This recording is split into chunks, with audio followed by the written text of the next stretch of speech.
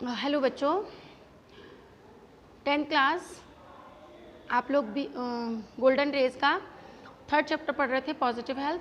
तो उसमें expectations and responsibilities जो लास्ट 34 पेज नंबर पे लास्ट पैराग्राफ है हमारा, वो स्टार्ट करते हैं हम। लास्ट हेडिंग है, by instinct most parents love and care for their children. शुरू से ही बच्चे जो हैं, पेरेंट्स जो हैं, वो अपने बच्चों को बहुत ज़्यादा प्यार करते हैं, उनका बहुत देखभाल करते हैं, उनका ध्यान रखते हैं।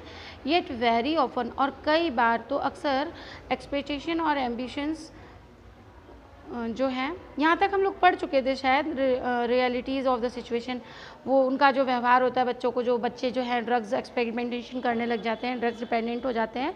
और उसके आगे हम पढ़ रहे हैं, sorry, we should also understand our parental responsibilities. हमें अपने पेरेंटल मतलब माता पिता के रूप में कुछ अपनी जिम्मेदारियों को भी समझना चाहिए, अंडरस्टैंड करना चाहिए। टू द एनवायरनमेंट, किसके प्रति? पर्यावरण के प्रति। Remember that the living space of this world is limited. हमें हमेशा ये बात याद रखनी चाहिए कि इस संसार में जो रहने योग्य स्थान है वो बहुत कम है, लिमिटेड है, बहुत कम स्थान है हमारे पास। और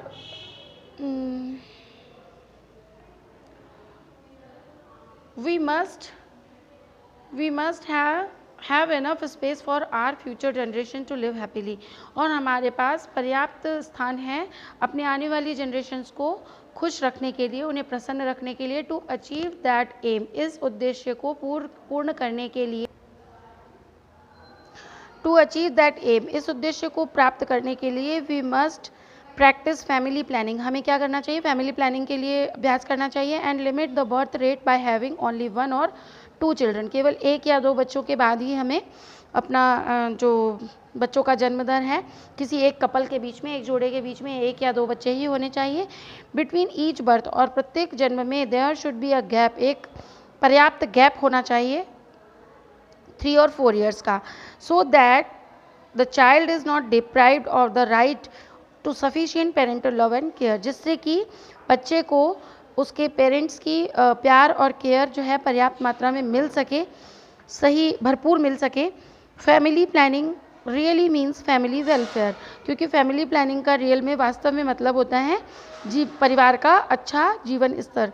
as it helps to keep women healthy enough to contribute a happy home environment. जिससे कि जो एक स्वस्थ औरत होती है वही मदद करती है, हेल्पफुल होती है एक स्वस्थ परिवार में एक स्वास्थ्यपूर्ण वातावरण क्रिएट करने में। एक जो स्वस्थ माता है वही सक्षम होती है।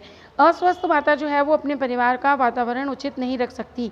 अ happy healthy mother is a key to the welfare of the whole family, क्योंकि एक खुश माँ जो होती है वही एक अच्छा जीवन प्रदान कर सकती है पूरे परिवार को। The mind is most important in the maintenance of positive health.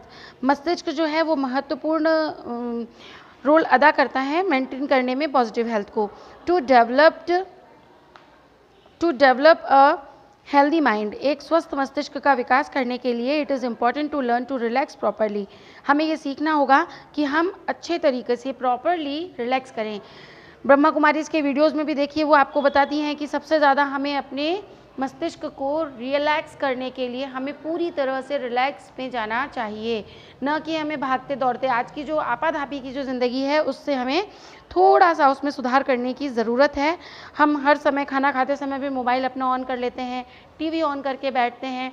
तो ये जो बैड हैबिट्स डेवलप हो रही हैं हमारी जो आने वाली जनरेशन है उसमें हम लोग ही डेवलप कर रहे हैं। तो हमें अपनी उन आदतों में बहुत ज़्यादा सुधार करने की ज़रूरत है।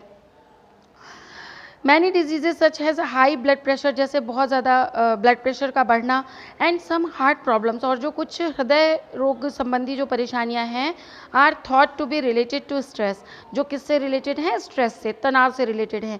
सो बाय यूजिंग रिलैक्सेशन, इसलिए प्रॉपर तरीके से आराम करके, रिलैक्स होकर के जो टेक्निक्स हैं इनका इस्तेमाल करके you may avoid many health problems, आप अनेक प्रकार की हेल्थ प्रॉब्लम्स को अवॉइड कर सकते हैं।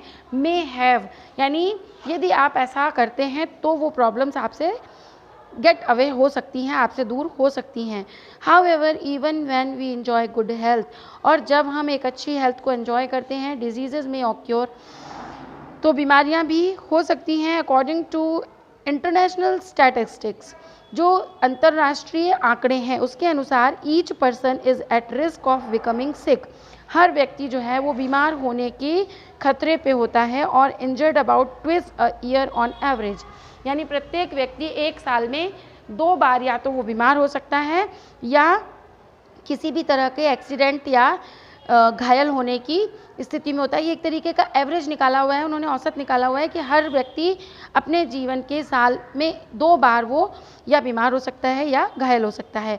It is important to deal with any sickness और injury in a realistic and intelligent way without panic. और ये सबसे महत्वपूर्ण डील है, महत्वपूर्ण कदम है बीमारी की तरफ, या वास्तविक रूप में हम किस तरह से बिना पैनिक हुए, बिना परेशान हुए, किस तरह से उस सिचुएशन से हम बाहर आ सकते हैं, कितनी सावधानीपूर्वक बुद्धिमत्तापूर्ण तरीके से उस बीमारी से हम निकल सकते हैं। Knowledge of the body should help you to manage any emergency situation. यदि हमें अपने शरीर का ज्ञान है, नॉलेज ऑफ द बॉडी यानी शरीर का जो ज्ञान है, शारीरिक ज्ञान जो है वो मैनेज करता है किसी भी इमरजेंसी सिचुएशन से बाहर निकलने में और उसे मैनेज करने में। Contacting a doctor for proper medical management when necessary, और हमें यदि आवश्यकता है, नेसेसरी है, ज़रूरी है, तो सही समय पर, उचित समय पर डॉक्टर की सलाह लेना, उनका जो ट्रीटमेंट है वो लेना, वो बहुत आवश्यक हो जाता है।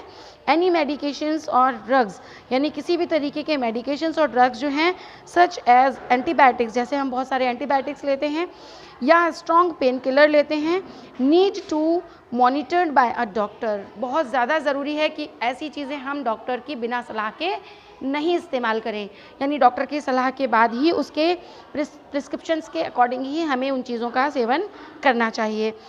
और other qualified persons in the health profession, या ऐसे क्वालिफाइड पर्सन हमारे आसपास कोई ऐसा व्यक्ति हो जो इस तरीके का हेल्थ प्रोफेशन में हो और जिन्हें इन चीज़ों की नॉलेज हो, जिन्हें इन चीज़ों का ज्ञान हो, उनकी सलाह के, उनकी एडवाइजरी के बाद ही हमें इन चीज़ों का इस्तेमाल करना चाहिए। तो इस तरीके से हमारा जो चैप्टर है पॉजिटिव हेल्थ वो फिनिश हो रहा है। उसके आगे देखिए अबाउट द टेक्स्ट, किसके बारे में टेक्स्ट है, तो ये आपको खुद से रीड करना है, नहीं समझ में आए तो आप पूछिएगा।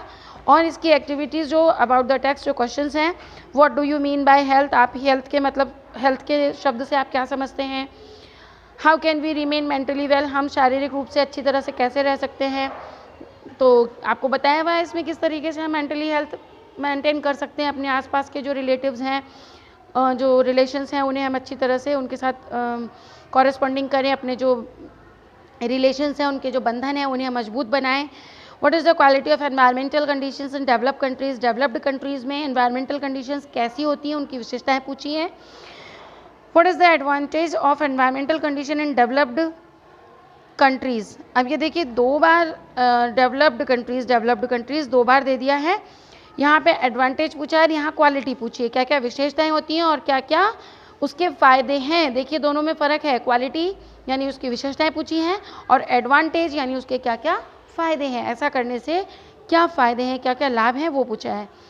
How can the infectious disease be treated properly, जो संक्रामक रोग हैं उनको हम किस तरह से ट्रीट कर सकते हैं। By vaccination, proper interval and proper age, तो ये सारा इसमें आएगा। फिर नेक्स्ट है what is the disadvantage of decline of human values in developed nation. जो डेवलप्ड कंट्रीज़ हैं, जो विकसित देश हैं, वहाँ जो ह्यूमन वैल्यूज़ हैं, मानवीय मूल्यों का जो ह्रास है, गिरता हुआ जो स्तर है, गिरा हुआ जो स्तर है कि एक मनुष्य को दूसरे से कोई लेना देना नहीं है, पड़ोस में रहने वाला भी दूसरे को नहीं जानता है। तो इस तरीके के जो वहाँ पर जो लोगों में ह्यूमन वैल्यूज़ जो हैं वो कम होती जा रही हैं, जो गिर गई हैं, उनकी डिसएडवांटेजेस पूछी हैं, यानी उनकी बुराइयां पूछी हैं, उनसे क्या क्या नुकसान है, हार्म है, वो पूछे हैं। How do people developing countries waste their limited resources, किस तरह से जो डेवलपिंग कंट्रीज़ के लोग हैं वो अपने सीमित संसाधनों को कैसे वेस्ट कर रहे हैं। तो वो डॉक्टर के ऊपर पैसे खर्च कर रहे हैं और उन्हें अपने जो रिसोर्सेज हैं उनको वेस्ट कर रहे हैं। How can the body signal help what are the benefit of using, जो होम रेमेडीज़ हैं, जो घरेलू नुस्खे हैं, वो एक अच्छी हेल्थ मेंटेन करने में किस तरह से फ़ायदेमंद है, ये पूछा है। फिर बॉडी सिग्नल्स जो हैं वो अचीव करने में, गुड हेल्थ अचीव करने में हमारी किस तरह से हेल्प करते हैं। What is the harmful effect, इसके क्या दुष्प्रभाव क्या हैं। पेरेंट्स अगर बहुत ज़्यादा प्रेशर बच्चों पर डालते हैं तो उसके दुष्परिणाम आपने last paragraph, before last paragraph आपने पढ़ा था। और ये लॉन्ग टाइप आंसर्स हैं, तो आपको जो नहीं समझ में आएगा आप पूछिएगा। मेरी तरफ से ये चैप्टर कंप्लीट है। आप लोगों को नहीं आता है तो आप पूछें, ये आपकी लायबिलिटी है कि आपको पूछना चाहिए।